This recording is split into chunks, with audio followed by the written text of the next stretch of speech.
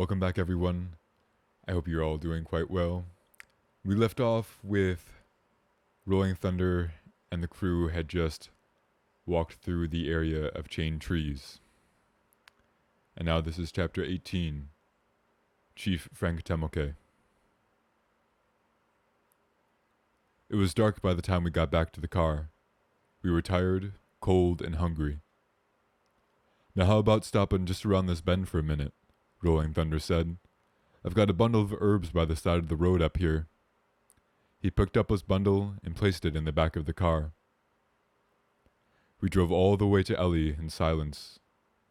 After a good supper and hot coffee, we talked about what was to be done. A formal protest could be made to the U.S. government on behalf of the trees and the people. Rolling Thunder, the Shoshone Nation, the Gauchowitz, the Paiutes, and other tribes. This had been done before, but it could be done again. The petition would have to ask that the trees be allowed to grow on native treaty territory, claiming that the forests were more valuable to nature than fattening the ranchers' cattle, and that cleared hills would wash away in time and the land would become useless, even for grazing. The natives could say that the pine nuts were an important food source of Native American people, who were otherwise joining the welfare lists. Those forests provided more nutrition per acre than the cattle, which would hardly be available to most natives anyway. An additional legal approach would be for Rolling Thunder's friends, the committee people, and other U.S. citizens to make a formal protest. It could be pointed out that if this land is public domain, as the U.S. government calls it, its defacement for the exclusive commercial benefit of private ranchers' interest was a questionable use of taxpayers' money.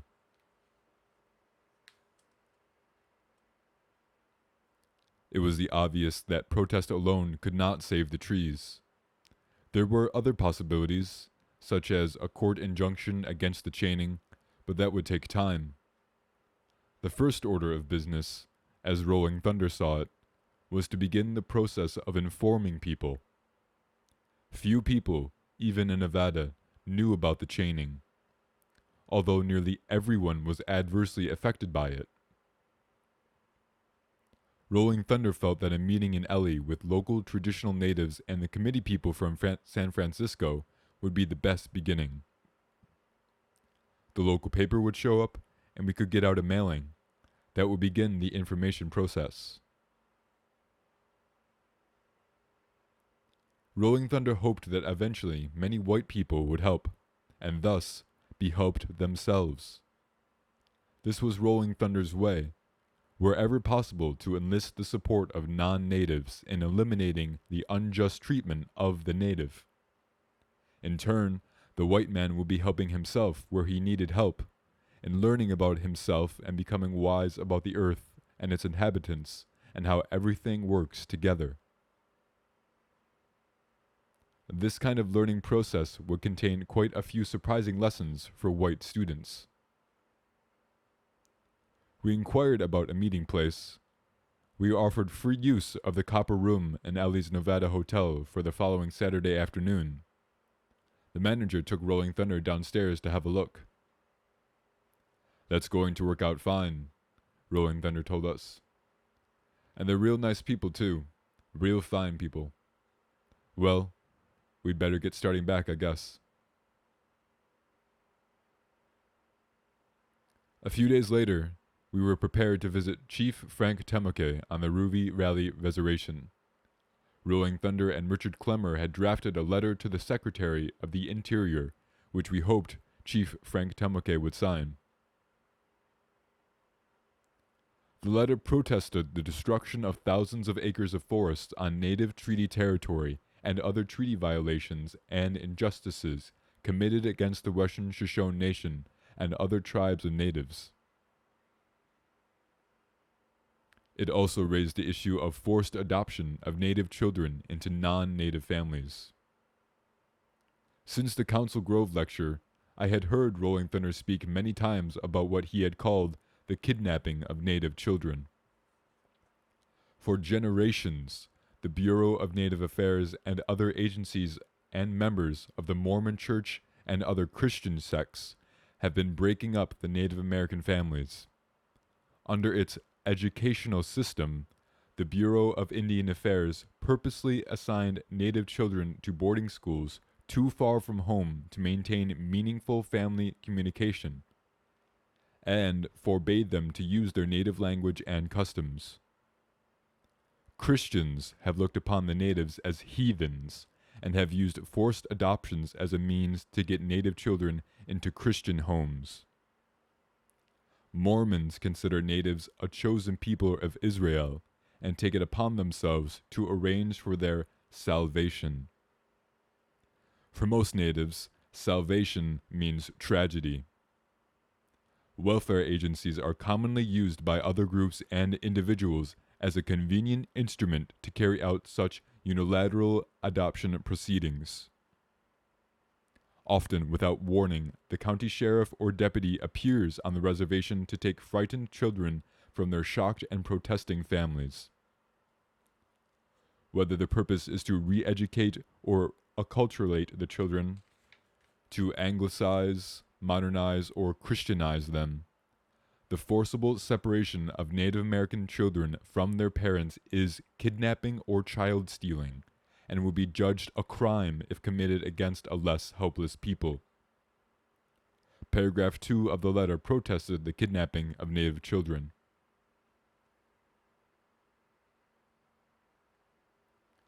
The chiefs are not liberal with their signatures, Rolling Thunder explained as we sat in his living room going over the paper. That's why I want to get all this in here to get his signature on it. Temoke's signature does not come often, so when the chief does sign it, it means a lot. Spotted Fawn reached the chief on the telephone and spoke to him in Shoshone.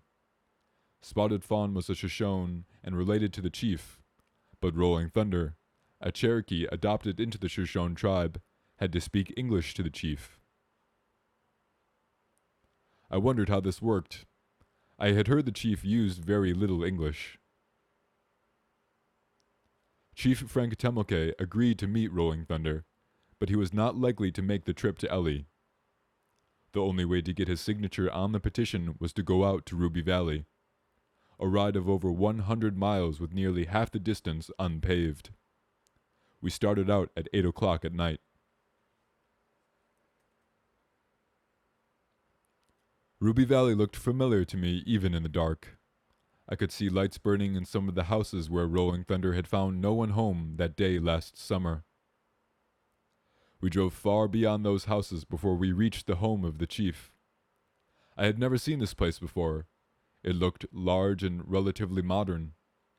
We drove under an archway and up a long driveway, and parked at the back of the house and waited in the car while Rolling Thunder went to the door. He was inside only a moment, and then came back to the car. Come on in. We'll have to wait a little while. Temoke is asleep, but they're going to wake him up. That was strange. The chief knew we were coming, and it didn't seem so late that he should be asleep already. The chief gets up awful early, you know. This is country living out here. Temoke is up well before the sun every day, and he works hard. Physical labor. I knew the Ruby Valley Reservation was dotted with land leased by white ranchers from the government with the cooperation of the Bureau of Land Management and the Bureau of Native Affairs. Frank Temoke was a labor foreman on one of these ranches. That a chief in his own domain should have to labor for a white man seemed ominous. Yet Frank Temoke, Oscar Johnny, and Rolling Thunder, who perform their labors for the system and still maintain their traditional and spiritual identities, are perhaps more fortunate than those who are less aware of their own true functions. They are certainly more fortunate than the many natives who have been displaced from their traditional roles and excluded from all others as well. We went in and sat down in Frank Temoke's living room. He was not in the room yet, and no one sat in the largest chair. That was obviously for the chief. The room was large and filled with comfortable furniture. The walls, chairs, and rugs were in shades of soft brown and beige. At the far end of the room, a sofa and chairs were clustered around a television set. An old man, a woman, and a boy were sitting in the chairs, with their backs to us, watching the set. Perhaps the woman was Frank Temoke's wife, and the boy one of his sons. I recognized the old man as the chief's brother, because I had seen him on the first trip out to Ruby Valley. A most unusual kitten was playing on the floor, scurrying about under the sofas and a chair with a wadded piece of newspaper. It had a squat, square head, tiny ears, and very wide, round eyes. Anne told Richard she would love to have a kitten like that.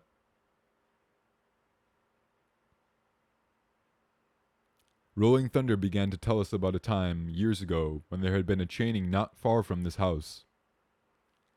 When winter came that year, Frank Temoke and members of the traditional natives in the area were cold and hard-pressed to keep their houses warm enough to live in.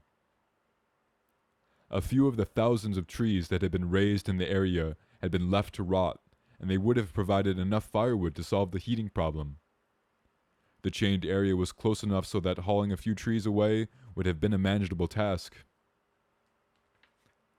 The native people did not get a single tree.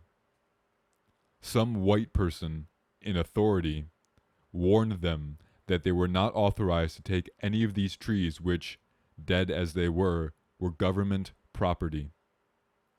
They were advised they had no business in the area.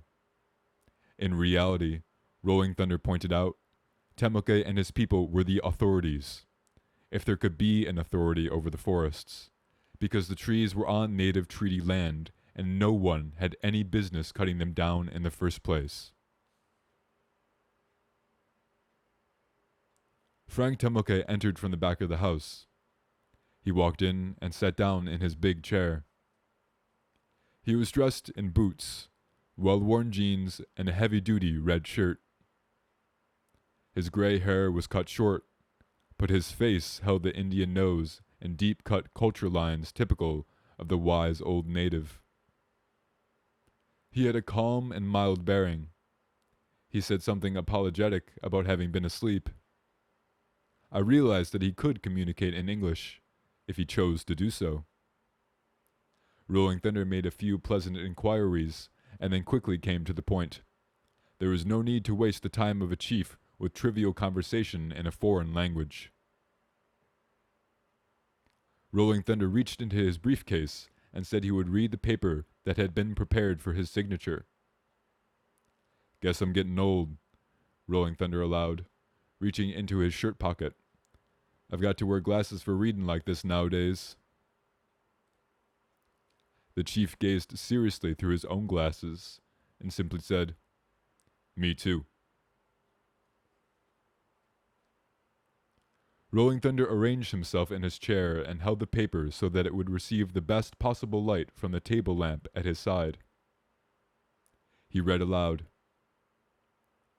"Western Shoshone Nation of Indians. A statement. Subject: violation of treaty and aboriginal rights. We, the assembled Native Americans representing the Western Shoshone and affiliated tribes, and individual members of those tribes, do declare that the present policies of the United States government, as represented by the Bureau of Indian Affairs and other government agencies, are destructive and constitute cultural and economic and human genocide to the Native Americans. And furthermore, that these disastrous and harmful practices should be corrected and stopped at once. 1. The legal stealing of land under the guise of buying the land through phony claims action and trickery of the government together with lawyers and puppet Indians and government-organized so-called tribal councils, which do not represent the traditional Native American people. 2. The kidnapping of native children for brainwashing into native schools and adoptions to white families for the same purpose. 3. The denial and stealing of native water and grazing and mineral rights. 4. The denial and hunting and fishing rights even where specified by treaty. 5. The knocking down of the pinyon nut trees, destruction of native traditional food supply as well as destruction of the ecology of the land even in treaty territory. While Rolling Thunder read, I wondered whether the words were beyond the chief's comprehension. In fact, it appeared as though his reading were a formality. Rolling Thunder had first talked loudly, as though Temoke was hard of hearing. Now he was reading softly and too rapidly to be really heard clearly.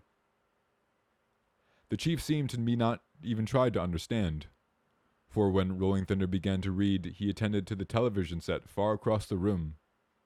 The picture was not easy to see from where he was. The program was in English, and the dialogue mingled with Rolling Thunder's reading. Soon he nodded, apparently asleep. Undisturbed, Rolling Thunder went on. When Rolling Thunder stopped reading, he sat, looking at the paper, and for a moment, no one spoke. The family at the other end of the room still watched the television. We watched the cat. And Frank Temoke appeared to be snoozing. Soon, he opened his eyes and looked at Rolling Thunder.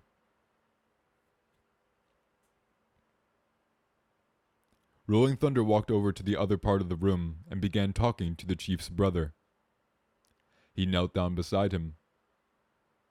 The old man took his eyes from the television and turned to him. I could hear little of what Rolling Thunder said, and if the chief's brother said anything, I could not hear that at all. I did hear Rolling Thunder say, if I hadn't been real sure about all of them, well, I'd never have brought them all here. I guessed that he was talking about the summer when 3 carloads of us made our way to Ruby Valley.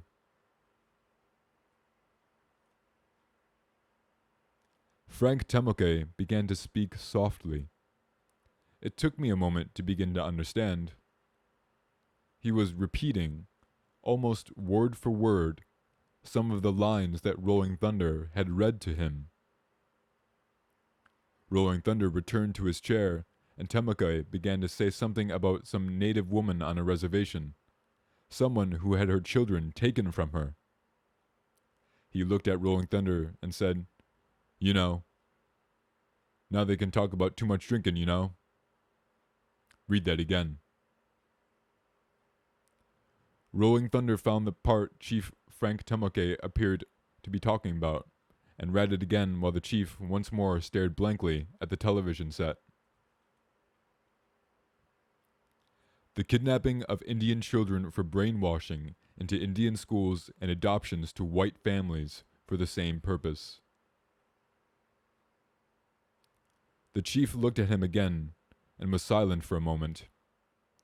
Then he simply said, "Scratch that." There was no discussion. The chief listened with obvious attention while Rolling Thunder went over other parts of the paper. At times, he repeated parts of the paper Rolling Thunder had read, while I thought he was asleep. Once he made some comment like, "Got to stop chaining." And when Rolling Thunder mentioned a protest clause, I was sure I heard him say, "Yeah, man." Otherwise, he sat still with an expression of agreement on his face. I was impressed with the chief and his handling of the situation. He was concerned not only with the issues, but also with the document he was about to sign. He was interested in what it said and how it said it. Chief Temoke had managed the task of becoming as familiar with this document as it had been his own. While Rolling Thunder had been reading, the chief, seeming to be barely conscious, had evidently listened and understood in his own language. When Rolling Thunder apparently felt that the chief was satisfied and ready to sign, he reached into his pocket for his pen.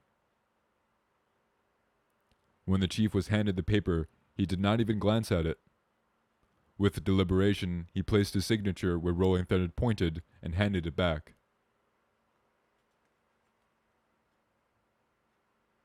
"We'd like you to join us for this meeting, if you would like to be there," Rolling Thunder said. "It's going to be in Ellie on Saturday afternoon at the Nevada Hotel." Rolling Thunder had to repeat it a few times before the chief could answer. "No, too busy. Got to fix fence." We left. The chief stayed in his big brown overstuffed chair as we filed past him out the door.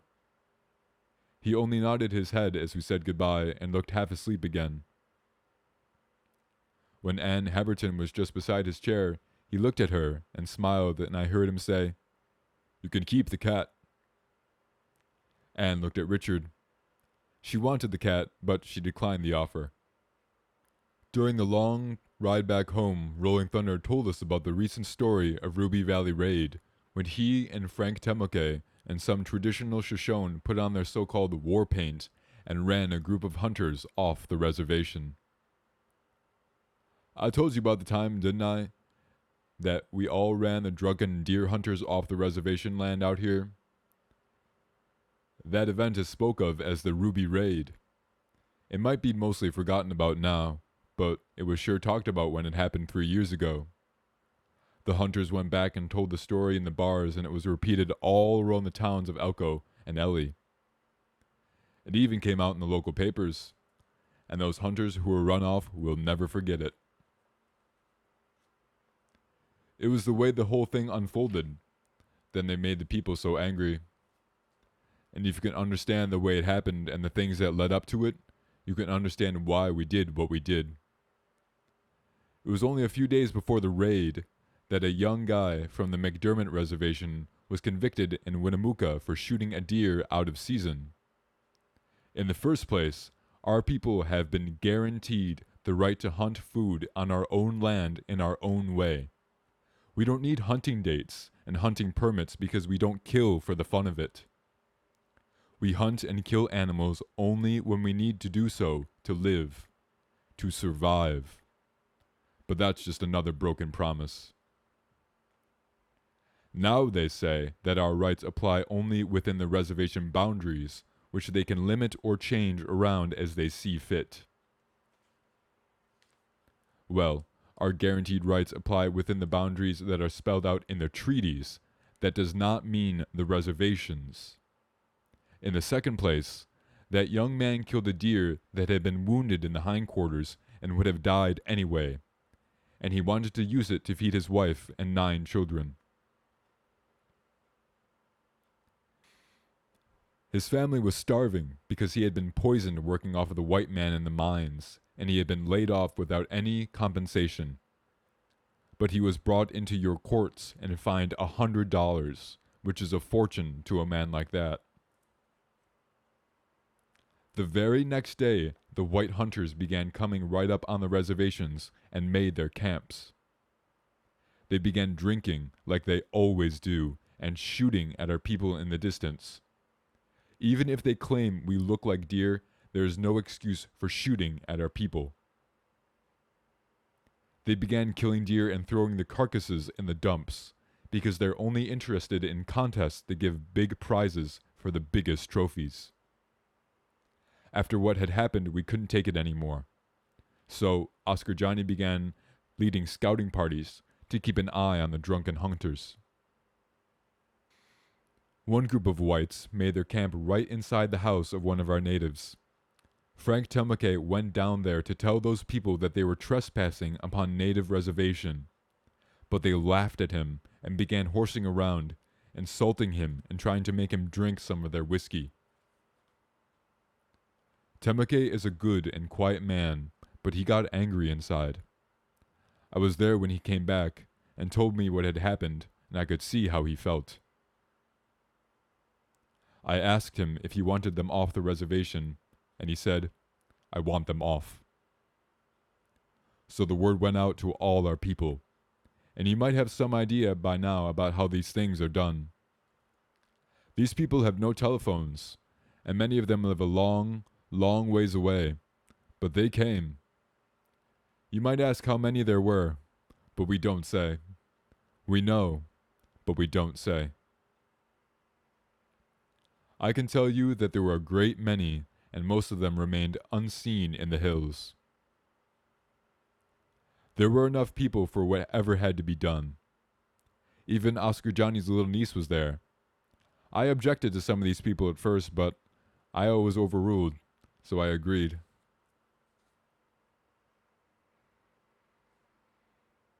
We didn't take matters into our own hands because we wanted to. We had contacted the sheriff's office, the Bureau of Indian Affairs, and the Department of Fish and Game. They all tried us to give the impression they were looking into the matter and finding that nothing could be legally done. The sheriff's office suggested that we might all make a 140-mile trip to an office where we could sign a complaint. If a white man ever called from a reservation to say he was being mistreated by a native, the law was out there in no time, always. So we knew we would be given the runaround. Chief Temoke gave us the word for us to move on the white camps at 1 minute after sunset. We took them by surprise. There was no violence, not that time anyway. The surprise was enough. Our young men were on horseback, and they were painted and wore feathers. We approached a group of whites, and they all stood paralyzed like statues. Temoke and I walked right up to them with a guard on each side. Our young warriors were behind us. Their guns were loaded and the safeties were off, but they were pointed into the air. We stood watching these men for what seemed like 10 or 15 minutes. I stared hard into their faces. They could neither move nor speak. Then one of the men started stammering. He was real soft. "Jesus Christ," he was saying. "Jesus Christ, oh Jesus Christ." He was either cussing or praying. I don't know which. Then I saw something I had never seen before or since. The man right next to him, his mouth started moving. His throat, his lips, his tongue, everything was working just like he was talking, but not a sound came out. It was the strangest thing I ever saw. This guy's mouth moving and no sound coming out, not even a whisper. But then a third man spoke up. He was shaken, but his voice was halfway normal. "I'm a deputy sheriff," he said. Then he made a mistake. He made a move for his hip, and our men lowered their sights upon him. "Don't you move," I shouted, and he stopped still. "Don't you make a move, not even a twitch, or you're done." He was really scared now, and he whimpered something about his deputy sheriff's card. I guess he thought that would save him. "Okay," I told him. "I'll look at it if you want me to, but it doesn't mean a thing." He said he knew it, but he wanted to show it to me. Our braves held aim on the man. I told him to turn sideways and move one hand to his pocket very, very slowly. So he turned sideways and slowly took out his wallet while our men watched him through their sights. Then he showed me the deputy sheriff's card he carried, and I reminded him again that it didn't mean a thing, that he was on a reservation. "I know," he said. "I know. I was just wondering, where are the boundaries of the reservation?" I told him he could just go on wondering about that. "There's only one thing you need to know," and I pointed to a little dirt road way off down the hill. "You see that road in the distance? Well, if you can get across that road, you and all these drunken hunters, although somehow they seem to sober up all of a sudden, if you can get across that road, you'll be off the reservation and you'll be safe. But the only way that's going to happen is if you make it across the road in 15 minutes. So they stood there, paralyzed, looking at the road way off in the distance. I watched them for a moment, and I told them that the 15 minutes had started when I had spoken about it. Then I shouted, "Move!" You should have seen them. They scurried so fast you wouldn't believe it. Within 15 minutes, every single drunken trophy hunter was off the reservation, and they have never been back.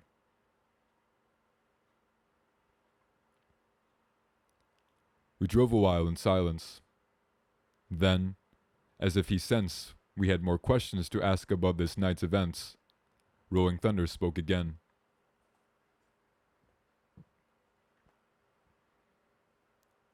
I know why Temoke had that kidnapping part taken out. The chief is against drinking, strongly against alcohol of any sort. If a native parent drinks even a small percentage of what a common white man drinks, they can use that as an excuse to take his children away. Alcohol has been used as a kind of weapon against our people since way back in the beginning, and it's used today to maintain this concept of native incompetence. I know the chief is sensitive to the way this works. This image has been successively projected onto our people, and the stronger the image becomes, the greater the problem becomes, because every problem of an individual or society always conforms to an image that has been established. The chief thinks the traditionals should never even touch a drink because he thinks that's the only way to beat that image. And maybe now we will, because the new young people, the natives and non-natives, are able to resist the old images.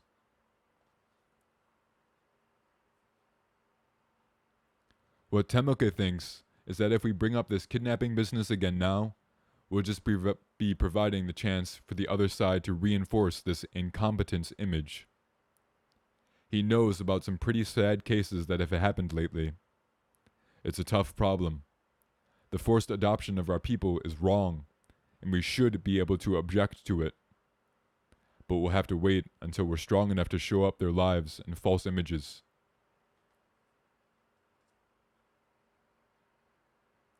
I had wondered why Rolling Thunder had agreed so readily to strike the kidnapping clause.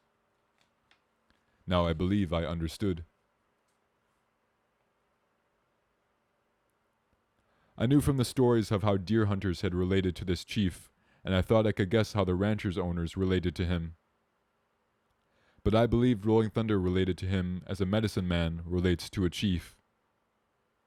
I believed they both needed a great deal of strength, sensitivity, and steadfastness to be who they were.